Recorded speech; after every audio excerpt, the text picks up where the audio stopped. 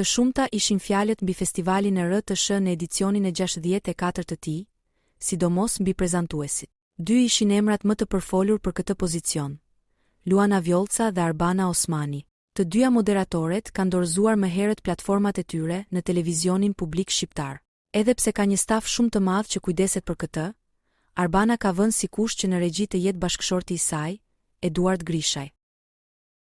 Por duket se kjo e fundit ka arritur të prevalojë mbi Luanën.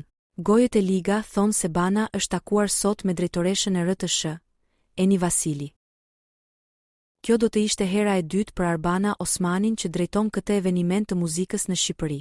Edhe pse, duhet thënë se Arbana ka 50 milion lekë për t'i kthyer RTS-s, për shkak të shkeljeve të gjetura nga kontrolli i lartë i shtetit kur ajo moderoi festivalin herën e parë. Megjithatë, mbetet interesant fakti që Arbana kur kandidon para Luanës për një pozicion moderimi, e le këtë të fundit me gishtë në gojë, njësoj siç ndodhi edhe me Big Brother VIP.